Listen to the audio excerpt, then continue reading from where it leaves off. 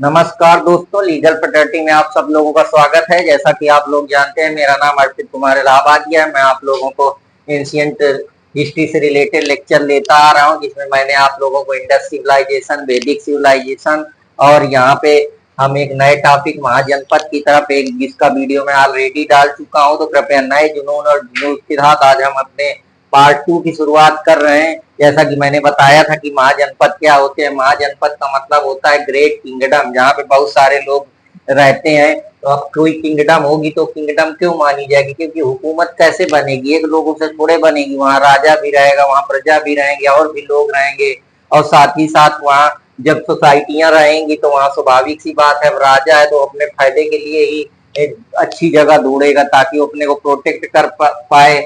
Security वहाँ की बेहतर होनी चाहिए, जो वहाँ का सोशल स्ट्रक्चर है वो बेहतर होना चाहिए। साथ ही साथ कौन राजा किस क्यों जनपद से मूव होकर महाजनपद की तरफ गए, ताकि उनके जो रिसोर्स हैं, बेसिक नीड्स हैं और जो उनके किंगडम का एक्सपेंशन है वो हो सके। तो ये सारी चीजें मैं आपको ऑलरेडी बताया था। फिर मैंने ये बताया था कि कुछ रीजन थे जहां महाजनपदों का निर्माण हुआ, मतलब यहाँ बहुत सारा सेटलमेंट हुआ। सेटलमेंट जो पहले लोग ट्रेडिशनल थिंक उसमें सोसाइटी में जीते थे, या कह सकते हैं उतना स्मार्ट उनका व्यवस्था नहीं थी। चाहे वो राजा के सेटलमेंट की बात हो या उनसे रिलेटेड जो उनकी प्रजा थी, तो धीरे धीरे लोगों ने माइग्रेट करना शुरू करा। एग्रीकल्चर का विकास हुआ, धीरे धीरे आयरन टूल्स की खोज हुई, रिसोर्स का ज्यादा से ज्यादा मैक्सिमम यूटिलाइजेशन हुआ, जिससे एग्रीकल्चर और सरप्लस और डिफेंस और सिक्योरिटी सारी चीजों को मजबूती मिली। और ये लोग धीरे से अपने को जो सोसाइटियां थी वो थोड़ी से ट्रेडिशनल से जो उनका आउटलुक हुआ थोड़ा मॉडर्न की तरफ हम कह सकते हैं, या हम कह सकते हैं कि they are moving from rural background to urban background, because the settlement is very high and the expansion policy of the king also a decisive factor for this becoming a महाजनपद। तो महाजनपद क्यों बने? वो इसीलिए बने क्योंकि महाजनपद का मतलब ही होता है जहाँ बहुत सारे लोग ग्रेट किंगडम का निर्माण करें। ग्रेट किंगडम ऐसे तो बन नहीं पाएगी, वहाँ सिक्योरिटी की भी व्यवस्था अच्छी होनी चाहिए, डिफेंस भी बेहतर होना चाहिए,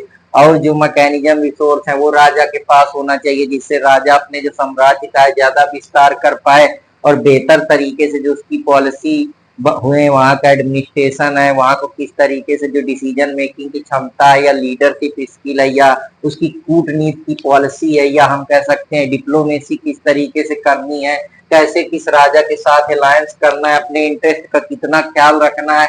तो इन सारी चीजों की वजह से ताकि वो अपने को सेफ और सिक्योर फील कर पाए और अपने साथ ही साथ अपने जो उसकी प्रजा है उसका भी देख रेख कर सके, और जो अपना एक टेरिटरी है, एक उसका इलाका है, रीजन है, उसका भी किस तरीके से निर्माण कर पाए। तो यही सारी चीजें, क्योंकि पॉलिसी ऑफ एक्सपेंशन के तहत ये माना जाता था कि एक राजा का इंटरेस्ट होता था कि वो अपने राज्य को बढ़ाए, जिससे वो सर्वशाली माना जाए, बलशाली माना जाए, उसको रिकॉग्निशन मिल सके, और वो भी जो बड़ा राजा बन सके, जिससे जो और अदर छोटे छोटे टेरिटरी हैं, छोटे छोटे किंगडम है, उससे उसको सम्मान मिल सके, और वो कहीं ना कहीं जो अपना पॉलिसी ऑफ एनेक्सेशन की नीति है उसको भी बढ़ा सके। तो आशा करता हूँ कि आप लोगों को ये समझ में आया होगा। तो अगर समझ में आया तो कृपया लाइक, सब्सक्राइब, कमेंट करते रहें और मुझको सपोर्ट करते रहें। तो ये थी कुछ महाजनपद की बात। जैसा कि एक बार अगर मैं बात करूं तो सोसाइटियां क्यों ट्रेडिशनल से मॉडर्न की तरफ गई, तो सबसे पहले थॉमस इसके बारे में बहुत सारे फिलासफरों ने बात की थी। तो यहाँ अगर मैं हेनरी मेंस का व्यू लूं तो जो सोसाइटियां थी वो पहले स्टेटस में बंधी थी, धीरे धीरे जब उनको कंट्रैक्ट मिलना शुरू हुआ, काम मिलना हुआ और थोड़ा अर्बनाइजेशन होना शुरू हुआ, ट्रेड कॉमर्स का विकास होना शुरू हुआ, सोसाइटियों को धीरे धीरे उनके थिंकिंग में परिवर्तन आया, रिसोर्स अच्छे हुए, इंफ्रास्ट्रक्चर बेहतर हुआ, एडमिनिस्ट्रेशन पॉलिसी बदली, तो चीजें बदली। तो उसी का जो हम ट्रेडिशनल लुक पढ़ रहे हैं कि महाजनपद में लोग क्यों जाएंगे, क्योंकि बेहतर सिक्योरिटी की सुविधा, इकोनॉमिक व्यवस्था वहाँ बेहतर होगी, सिक्योरिटी बेहतर होगी, सोशल स्ट्रक्चर वहाँ का बेहतर होगा, बेहतर सेटलमेंट होगा, डिफेंस वहाँ का मजबूत होगा, राजा को एक्सपेंशन करने में अपने साम्राज्य को मदद मिलेगी। इसीलिए तो लोग महाजनपद बसाएंगे, बड़ी कंट्रियां बसाएंगे, तो वहाँ ट्रेड कॉमर्स का भी विकास होगा, जिससे मैक्सिमम टेरिटरी आउटपुट मिलेगा, राजा के खजाने में वृद्धि होगी, जिससे जो उसकी किंगडम है वो बलशाली बनेगी। तो आशा करता हूँ कि सारी चीजें रिस्पॉन्सिबल थी।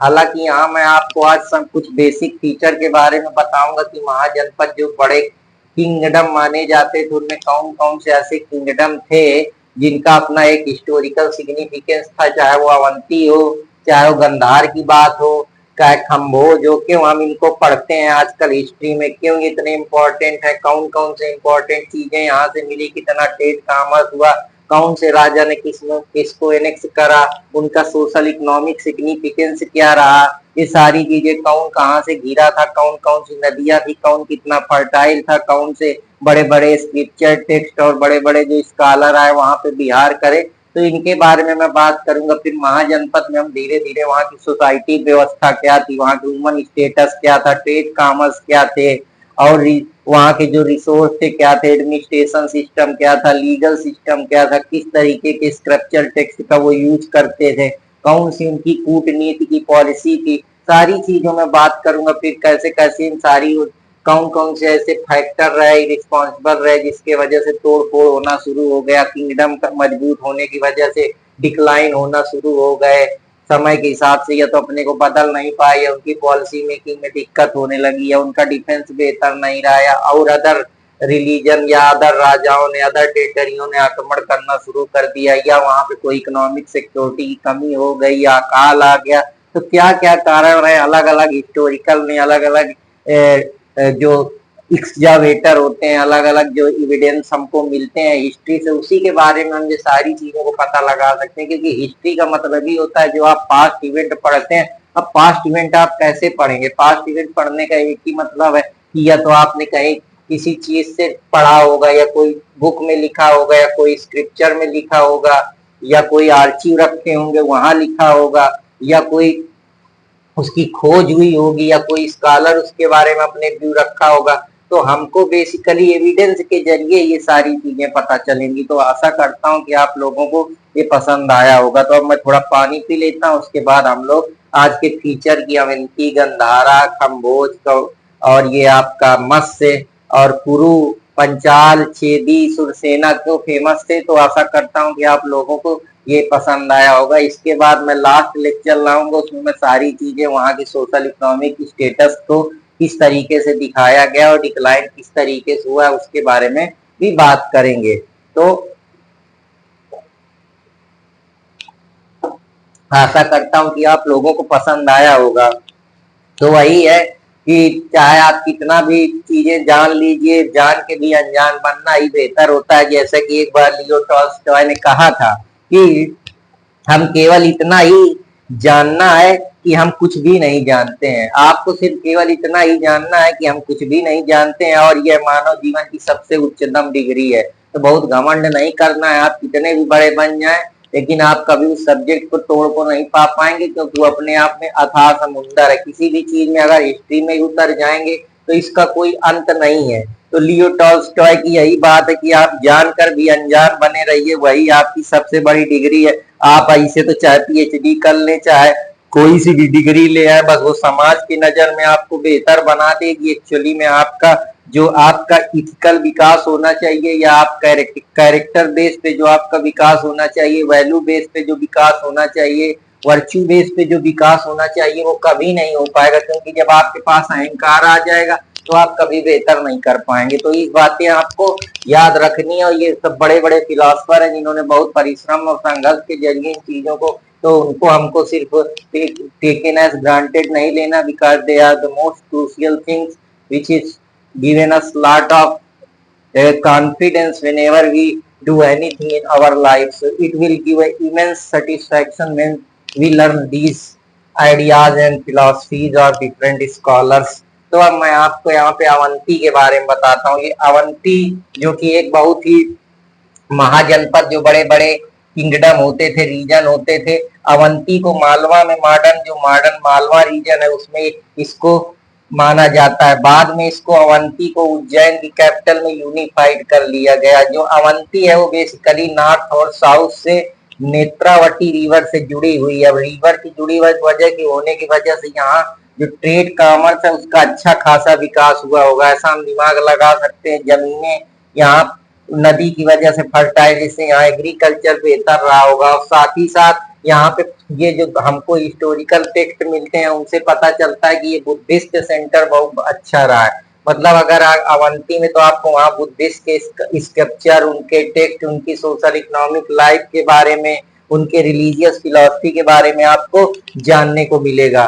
तो ये बुद्धिस्ट सेंटर में वो क्या पढ़ते थे, उनके कौन से फिलॉसफी थे, कौन से टेक्स्ट थे, क्या डॉक्ट्राइन वो यूज करते थे, कैसे उनका वे ऑफ लिविंग था, ये सारी चीजें आपको देखने को मिलेंगी। हालांकि बाद में वही है कि जो राजा ज्यादा बलशाली है वो बाद में अपने जो मगध का किंगडम था उसने जैसे ही से पहले यहाँ पे शिशुनाग रूल करता था, लेकिन जैसे ही वो राजा के पास पावर आ जाता है, वही बात मैं आपको बताया ना कि महाजनपद क्यों बनाए जाते थे, ताकि वो अपने को मजबूत कर सके पॉलिसी ऑफ एनेक्सेशन के तहत। जैसे ही शिशुनागा कमजोर पड़ा, मगध किंगडम ने इसको अपने कब्जे में ले लिया। तो ये कुछ अवंती के इम्पोर्टेंट फीचर्स थे। अगर क्वेश्चन कभी आ जाता है कि अवंती महाजनपद में क्यों इतना इम्पोर्टेंट रोल प्ले करता है, या किस तरीके से महाजनपद में जो अवंती है उसका अपना एक सिग्निफिकेंस है, तो इस तरीके से भी क्वेश्चन फ्रेम हो सकते हैं। और आशा करता हूं कि आप लोगों को ये भी पसंद आई होंगी और आपको डरना नहीं है। धीरे धीरे चीजें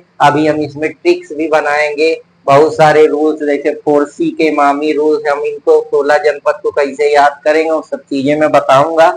हालांकि अभी मैं यहाँ पे आप लोगों को डिटेल में डिस्क्रिप्शन दे रहा हूँ, उसके बाद हम लोग MCQ करेंगे तो जो छोटी मोटी चीजें बचेंगी वो भी कवर हो जाएंगी। तो इसी के बहाने मैं आप लोगों को एक शायरी देता हूँ कि बहती हुई नदी कभी नहीं पूछती कि समुंदर कितना दूर है। बहती हुई नदी कभी नहीं पूछती कि समुंदर कितना दूर है। इसी तरह मेहनत करते रहो, कभी मत देखो मंजिल अभी कितनी दूर है। तो आपको डरना नहीं है, मेहनत करते रहना है और सब संभव होगा। जब नदी अपने आप शांति से बह रही तो आप भी अपने फ्लो में बहिए। किस चीज की आप टेंशन लेके बैठे? जिनकी टेंशन लेके बैठे हैं वो भी कुछ नहीं करेंगे, सिर्फ आपको डिमोटिवेट करने के सिवा। तो बस आपको अपना काम करना है। अगर पढ़ाई में मन लगता है तो पढ़िए, नहीं कोई दूसरा काम धंधा देखिए। फर्जी में टाइम तोड़ने का कोई मतलब थोड़े है। या पढ़ाइए या ज्ञान बांटिए जो भी आपके पास है। तो आशा करता हूँ कि आप लोगों को ये भी समझ में आया होगा। एक बार विक्टर फ्रैंक ने कहा था कि decision decision not a condition determine what the man is. हमेशा ये डिसाइड करता है, कंडीशन नहीं कि शर्त लगा दो कि आदमी क्या होगा। वो जब डिसीजन लेगा तभी तो उस शर्त का फायदा होगा। तो ये बात कह रहे हैं विक्टर फ्रैंक। इसलिए आपको डिसीजन लेना है। जब आप डिसीजन लेंगे तभी उस काम को कर पाएंगे। कंडीशन तो बाद में आएगी, बिना डिसीजन के कंडीशन कैसे बनाएंगे।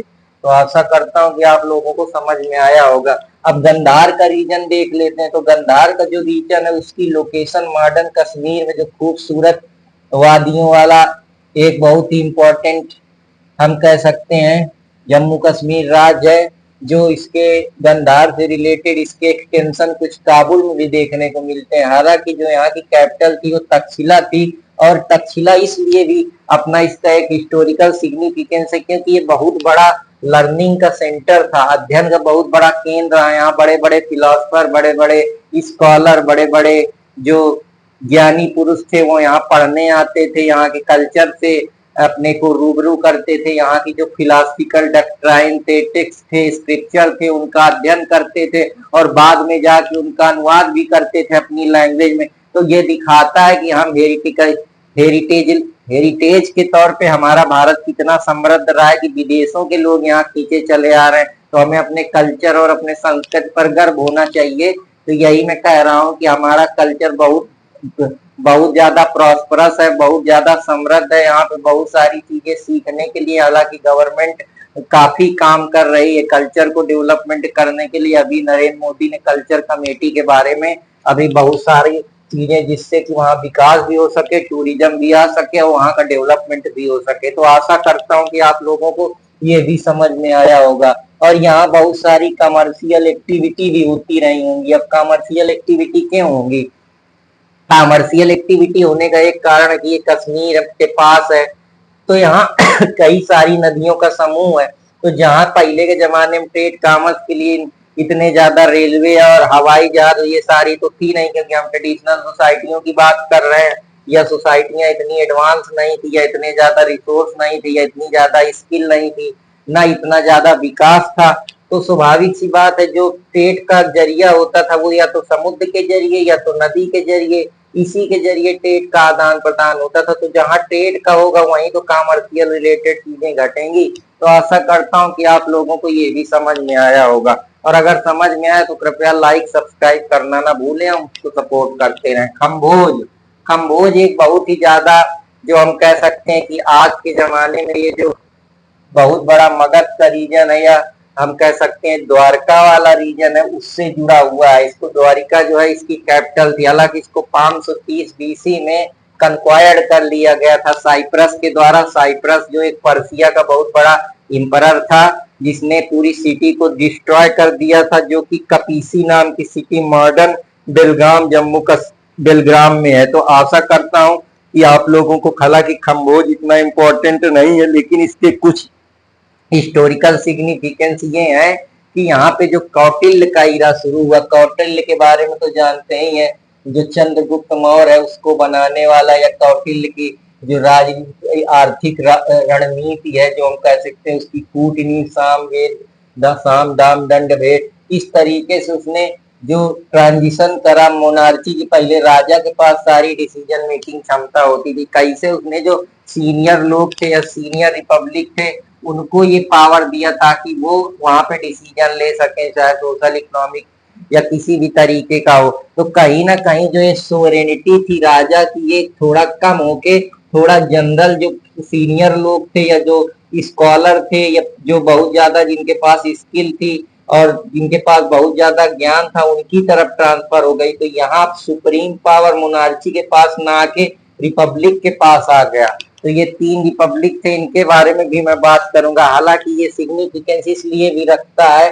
कम्बोज, क्योंकि ये जो हार्स के लिए बड़ा फेमस था। क्योंकि एक यहाँ जगह है सुमना सुमना दा विशालनी, जो कि हार्थ का होम माना जाता है। अब हार्थ पहले के जमाने में राजाओं के लिए होते थे ताकि वो युद्ध लड़ सकें और अपने को मजबूत कर सके, हाथ के जरिए वो अच्छा अटैक कर सके, और दूर अगर उनको दूरी जाना है तो कैसे जाएंगे। तो ये सारी चीजें थी, तो ये भी एक इम्पोर्टेंट रोल प्ले करता है। आशा करता हूँ कि आप लोगों को ये भी पसंद आया होगा। हालांकि अब मस्त रीजन की तरफ बढ़ते हैं। मस्त रीजन जो है वो क्षत्रियों से भरा एक बाहुल्य रीजन था, ट्राइबल रीजन था, जिनकी अपनी खुद की कम्युनिटी, खुद का कल्चर, खुद की आइडेंटिटी थी।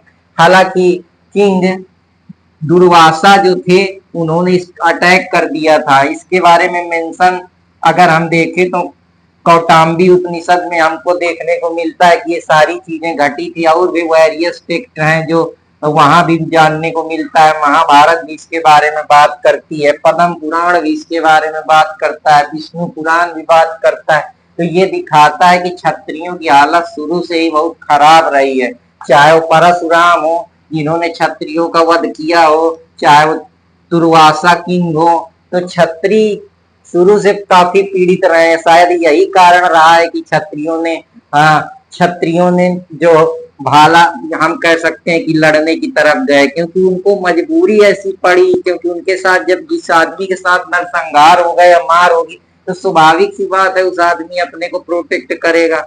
कमजोर होगा तभी तक वो चुप रहेगा, लेकिन जैसे वो सामर्थ्य उसके अंदर आएगा वो लड़ेगा। और यही सच्चाई भी है। अब गांधी जी वाले बात तो है नहीं कि भैया एक हाथ कोई मारे तो दूसरा गाल बढ़ा दो, वो तो आज के जमाने में संभव नहीं है।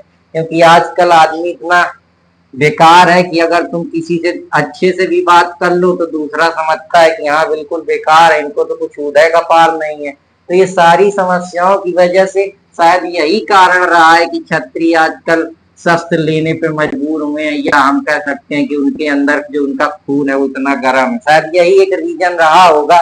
ऐसा हमको हिस्ट्री बता रही है, ऐसा हम अपने साइकोलॉजिकल माइंड से ऐसा हम इंटरप्रेट कर पा रहे हैं। तो आशा करता हूँ कि आप लोगों को ये भी पसंद आया होगा। और कैपिटल जो थी इनकी वो विराटनगर थी।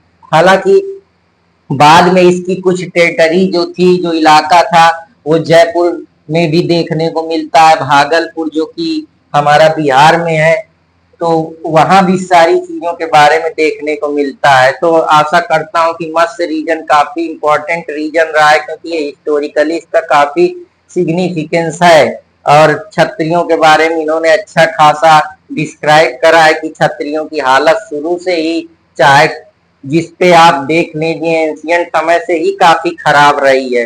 जब मैंने वैदिक पढ़ाया था तो वहां भी परशुराम ने किस तरीके से डिक्लाइन हुआ था क्षत्रियों का, उसके बारे में सारी चीजें थी। यहाँ भी हम ये सारी चीजें देख पा रहे हैं। कुरु, कुरु क्या था? कुरु एक इंडो आर्यन ट्राइब था। आर्यन मैंने बताया था कि ये साउथ सेंट्रल एशिया से आए थे, ये कुछ रसिया से आए थे, ये माइग्रेट हुए थे। माइग्रेट होने के बाद इसने ज्योग्राफिकल रीजन में फर्टाइल जमीन जो हरियाणा पंजाब का प्रांत था वहां, तो जो हस्तिनापुर हम कह सकते हैं, ये रीजन आप देखते हैं कि ये जो रीजन कुरुक्षेत्र है ये आपको हरियाणा में ही देखने को मिलता है। इसीलिए जो कुरु की कैपिटल थी वो हस्तिनापुर बनाई गई। तो टेरिटरी जो कैपिटल इसकी हस्तिनापुर बनाई गई, और जो टेरिटरी इसकी मिलती जुलती थी वो दिल्ली के रीजन से थी। और द्वाब, द्वाब वो रीजन होता है जो गंगा जमुना के बीच का फर्टाइल इलाका होता है। तो आशा करता हूं कि आप लोगों को ये भी समझ में आया होगा, और अगर समझ में आया तो कृपया लाइक करते रहें, कमेंट करते रहें और आशीर्वाद देते रहें। तो मैडम क्यूरी ने एक बार कहा था कि nothing in life to be feared, nothing in a life to be feared, it is only to be understood and it is a time to understood more so we may fearless. वही बात है कि आपको जीवन में fear लेने का, डर लेने की जरूरत नहीं है। आपको डर तभी तक लगता है जब तक आप किसी चीज को समझते नहीं है। Once you understand the things your fear will be disappear, that is given by madam Curie. तो डरना नहीं है आप तक, जब तक आप ना समझ होते हैं, आपके पास बुद्धि नहीं होती, आप अंडरस्टैंड किसी चीज को नहीं करते, तभी तक डर है। जब एक बार आप पूरी गहराई तक उतर जाते हैं तो डर ऑटोमेटिक खत्म हो जाता है। तो इसलिए डरना नहीं है, जो करना है करना है, जो होगा जब आप बुद्धिमान हो जाएंगे, आपके पास बुद्धि आ जाएगी कि ज्यादा से ज्यादा क्या होगा, नहीं होगा, तो आपके अंदर ऑटोमेटिक डर खत्म हो जाएगा। तब आप अपना बेहतर पोटेंशियल दे पाएंगे। और आशा करता हूं कि आप लोगों को ये पसंद आया होगा। अगर पसंद आए तो कृपया लाइक सब्सक्राइब करते रहें, कमेंट करते रहें। आशा करता हूं कि आप लोगों को ये लेक्चर समझ में आया होगा। तो ये तो अभी कुछ रीजन के बारे में, अभी जब हम इसके सोसाइटल इकोनॉमिकल एक्सपेक्ट को बताएंगे तो वहां मैं इसको और बेहतर तरीके से डील करूंगा। तो अब कुछ पंचाल, छेदी, सुरसेना बचे हैं, तो मैं पानी पी लेता हूँ। उसके बाद ये पंचाल क्यों फेमस था इसके बारे में भी हम थोड़ा बात कर लेते हैं। हालांकि इतने इंपॉर्टेंट नहीं थे जितना मत्स्य का रीजन था, अवंती का रीजन था, गंधार का रीजन था। यहाँ से क्वेश्चन कभी कभार बन जाते हैं। पंचाल, पंचाल का जो रीजन है वो रोहिलखंड रीजन, जो कि अभी सेंट्रल द्वाब का रीजन है, जो मॉडर्न समय में हमारे बरेली, अलीगढ़ और कन्नौज वाला रीजन है। तो ये इस वजह से पंचाल भी एक हम किंगडम देखते थे महाजनपद के समय में, जो कि बरेली और अलीगढ़ और कन्नौज वाला रीजन था। यहाँ भी किंगडम थी, यहाँ भी राजा रहते थे, यहाँ भी ये द्वाब का रीजन था। तो स्वाभाविक सी बात है यहाँ अच्छा खासा फर्टाइल लैंड होगा, जिससे प्रोडक्शन बेहतर होगा। तो यहाँ ट्रेड कॉमर्स की भी अच्छी खासी व्यवस्था होगी। ऐसा हम प्रतीक दिमाग लगा सकते हैं या समझ सकते हैं कि इसीलिए हिस्ट्री और ज्योग्राफी और इकोनॉमिक का अपना परस्पर संबंध है। जब तक आप किसी चीज को बेहतर तरीके से नहीं समझ पाएंगे तब तक इंटरलिंकेज संभव नहीं है।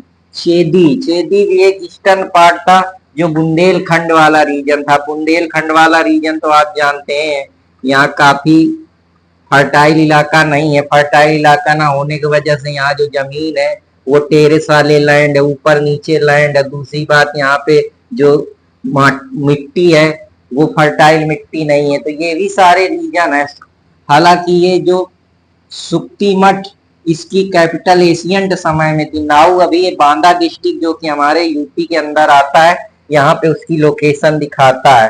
तो जो इसकी लोकेशन है ये यमुना रिवर के पास, यमुना रिवर के पास है। और इसके जो एडजेसेंट इलाके हैं, मतलब आसपास के, वो कुरु की टेरिटरी है। तो आशा करता हूँ कि आप लोगों को ये भी पसंद आया होगा। अब हम लोग चलते हैं सुरसेना की तरफ। सुरसेना वाला जो इलाका था वो मॉडर्न डे मथुरा का इलाका था।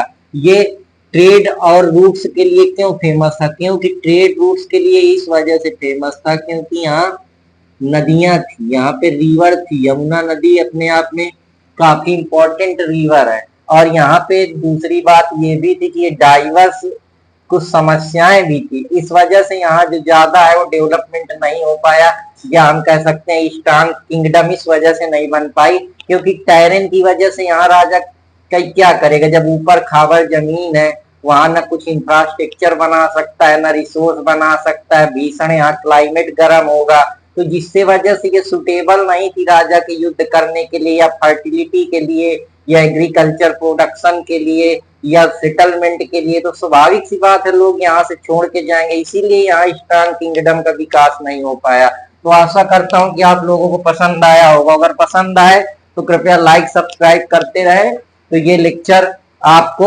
अच्छा लगा होगा, तो आशा करता हूं कि आप लोगों के लिए ये आज का लेक्चर था। कल हम इसके बारे में और डिटेल में एक लेक्चर डील करेंगे, जिसमें हम यहाँ की सोशल इकोनॉमिक कंडीशन महाजनपद की क्या थी, कैसे कैसे लोग रहते थे, उनका स्टेटस क्या था, सोसाइटी की वैल्यू क्या थी, और भी बहुत सारे ट्रेड कॉमर्स क्या था, लॉ की व्यवस्था कैसी थी, वहाँ एडमिनिस्ट्रेशन कैसा था, डिफेंस का क्या सिस्टम था, और कैसे कैसे वहाँ की इकोनॉमिक व्यवस्था किस तरीके से, कौन कौन से पॉलिसी ऑफ एनेक्सेशन या कौन कौन सी डक्टाइन रिस्पॉन्सिबल थी, उसके बारे में बात करूंगा। डिक्लाइन क्यों हुआ महाजनपद का, ये भी हम देखेंगे कि क्या कोई रिलीजन का उदय हुआ, या कोई राजा कमजोर पड़ गए, या इतनी इकोनॉमिक पॉलिसी को मजबूत नहीं कर पाए, या कोई वहां पे फेमाइन आ गया, या क्लाइमेट चेंज हो गया, या हिस्टोरिकली कुछ ऐसा घटा जिसकी वजह से कोई डिजास्टर आया, क्या ऐसे रीजन रहे, या उनकी डिसीजन मेकिंग कमजोर पड़ गई। तो इनके सारे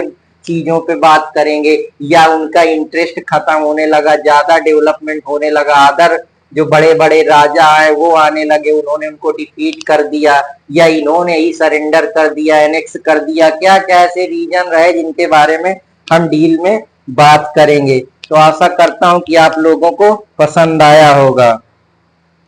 जमाना कैसे करेगा मुझे नजरअंदाज, जमाना कैसे करेगा मुझे नजरअंदाज, गली गली में मेरे दुश्मन है, गली गली में मेरे दोस्त हैं। तो दोस्तों डरना नहीं है, आप सबको नहीं मना सकते हैं, कुछ तो लोग आपको सपोर्ट करेंगे, कुछ लोग होंगे जो आपको सपोर्ट नहीं करेंगे। तो इसी बात का तो सब चीज है कि नजरअंदाज कर रहे हैं तो करने दीजिए, अगर अच्छी बात है, नजरअंदाज करेंगे तभी तो आपके अंदर की जो असली आग है वो जगेगी, आप कुछ करेंगे, कुछ दिखाएंगे कि हाँ yes I can do something for myself and my family too and the person who are genius to me. So ये सारी चीजें भी इंपॉर्टेंट है। जब तक आपके अंदर आग नहीं लगेगी कांट डू एनीथिंग, बिकॉज इंसान दो ही शर्त में काम करता है, या तो उसकी कोई बहुत ज्यादा डिसरिस्पेक्ट कर देता है, या तो उसके पास कोई और दूसरा चारा नहीं होता, वो पूरी तरीके से हताश हो जाता है, वो कहाँ जाए। तो ये सारी चीजें इसलिए आपको करते रहना है, सबको सोच के नहीं चलना है, सबको सोच के चलेंगे तो कुछ नहीं होगा।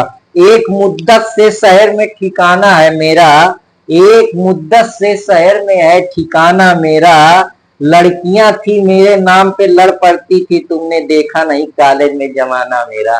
तो ये भी आप सब चीजें देखते रहते हैं कि आपको अपने ऊपर काम करना है, सब चीजें ऐसे ही आ जाती, इसमें इतना बहुत डरने की बात नहीं है। कि मैं आपको बहुत बेहतर शायरी बताता हूँ कि जो लोग कुछ नहीं है, या जिनको लगता है कि हमसे कुछ नहीं हो पाएगा, तो वो बहुत कुछ कर सकते हैं, और उसके लिए शायरी बिल्कुल फिट बैठती है कि हम भूख के पले बच्चे हैं, हम भूख के पले बच्चे हैं, एक दिन आएगा हम सबको खाएंगे, अब जब घर से निकले हैं तो इतिहास लिख कर ही जाएंगे। तो दोस्तों ये आपको अपने ऊपर रखना है कि आप अगर आपको दिक्कत हुई है तो दिक्कत इसी वजह से आई है कि आपके अंदर सामर्थ्य है, आपके अंदर जिगर है, आप कर सकते हैं, इसीलिए आपको उस सिचुएशन में डाला गया है ताकि आप कुछ बेहतर करके दिखा पाए। तो वही है कि हम भूख के बच्चे हैं, एक दिन आएगा हम सब कुछ खाएंगे, अब जब घर से निकले हैं तो इतिहास लिख कर ही जाएंगे। तो आशा करता हूं कि आप लोगों को समझ में आई होगी ये बात, और ये काफी गहरी बात है। तो आशा करता हूं कि आप लोग समझ पा रहे होंगे चीजों को, कि आपको इतना भी नहीं किसी के सामने झुक जाना है। ठीक है, नहीं है आज कोई चीज सह लेंगे, लेकिन जो मजबूती है ना गिरने के बाद ऊपर उठने की, वही चीजें हैं, बाउंस बैक करना है। ठीक है, एक बार नहीं होगा, 2 बार नहीं होगा, 4 बार नहीं होगा, लेकिन जब तक जान है तब तक लड़ेंगे। मोदी ने कहा था ना कि जान है तो जहान है, कोरोना के समय में। तो वही चीज में आज के समय में, क्योंकि आज की जो फिलॉसफी है, जो आदमी अपने को अपडेट नहीं करेगा, मेहनत नहीं करेगा, वो रेस में छूट जाएगा। क्योंकि जो सोसाइटी है वो इतनी एडवांस है, इतनी रैपिड स्पीड में बढ़ रही है, लोगों के पास समय नहीं है। पहले सोसाइटियां होमोजीनियस थी, आजकल हेट्रोजीनियस हो गई हैं। ग्लोबलाइजेशन आ गया, इंडस्ट्रियलाइजेशन आ गया, मॉडर्नाइजेशन आ गया, वेस्टर्नाइजेशन आ गया, संस्कृताइजेशन आ गया। सोसाइटियां क्या है, कल्चर कॉन्फ्लिक्ट हो रहे हैं, अदर अदर डायमेंशन के लोग हैं, अलग अलग धर्म के लोग हैं, उनकी अलग अलग आइडिया है, फिलोसफी है। स्वाभाविक सी बात है, प्रॉब्लम क्रिएट होगी। तो ये सब चीजें होने को भी अपने आप को कैसे मेंटेन करके रहना है। पहले के जमाने में देखिए, गांव में लोग आराम से बैठ के खाते पीते थे, आजकल तो किसी के पास समय भी नहीं, जाते हैं तो बस अपने बीवी अपने बच्चे। तो सोसाइटियां भी जो पहले प्रैक्टिकल सोसाइटियां थी, हम कह सकते हैं न्यूक्लियर सोसाइटी, जो कैसे वो सोसाइटियां जो ज्वाइंट सोसाइटियां थी वो आज न्यूक्लियर सोसाइटियां बन गई। कैसे लोग सिर्फ अपना अपना ध्यान दे रहे हैं। तो यहाँ पे हेनरी मैन का मुझको भी याद आता है कि कैसे सोसाइटी स्टेटस टू कॉन्ट्रैक्ट में मूव हो चुकी है। तो आशा करता हूँ कि आप लोगों को पसंद आया होगा। और जिन्हें मालूम भी नहीं कि दुआ का मतलब क्या है, खाक बताएंगे खुदा का मतलब क्या है। तो जिसको दुआ नहीं पता है, कुछ सोचते हैं कि सब ऐसे ही है, बहुत सारी चीजों में दुआ भी लगती है और दवा भी लगती है। तो दुआ दवा दोनों बरकरार रखनी है, तभी हो पाएगा।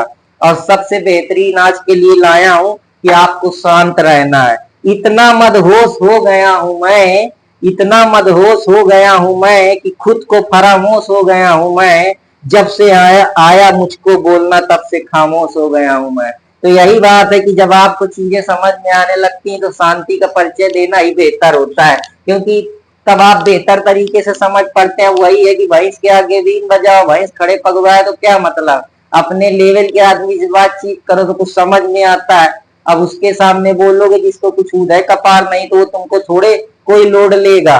और सबसे बड़ी बात है कि किसी के सहारे नहीं रहना है। जैसे राहत इंदौरी ने एक बार कहा था कि तूफानों से आंख मिलाओ, तूफानों से आंख मिलाओ, सैलाब परवार करो। तूफानों से आंख मिलाओ, सैलाब परवार करो, और मल्लाहों का चक्कर छोड़ो, तैर के दरिया पार करो। तो किसी के सहारे नहीं रहना है, अपने को विश्वास रखना है, फेथ रखना है, कॉन्फिडेंस रखना है, और आपके अंदर अदम्य साहब बल है कि आप कुछ भी कर सकते हैं। डरना नहीं है, लड़ते रहना है, पढ़ते रहिए और अपना काम करते रहिए। बाकी हम लोग जो कर रहे हैं वो कर ही रहे हैं, आप भी करते रहिए। और एक बेहतर भविष्य का निर्माण कैसे करेंगे, वैसे होगा। अपना अपना देखने से चीजें पिछड़ जाती हैं। आप जब सोशल सोलिडारिटी आपके पास नहीं रह जाएगी, जैसा डंगजुट कवि हुआ है, जब कभी मैं हिस्टोरिकल जूरिस्प्रूडेंस के बारे में बात करूंगा तो मैं इन सारी चीजों को ओपन करूंगा। हालांकि यहाँ अभी हम हिस्ट्री के बारे में पढ़ रहे हैं, तो हिस्ट्री से रिलेटेड ही चीजें मैं आपको बता रहा हूँ। बेहतर करता हूँ धीरे धीरे हम जैसे ही चैप्टर खत्म कर लेंगे, इसका एमसीक्यू करेंगे। एमसीक्यू में जो भी चीजें आपकी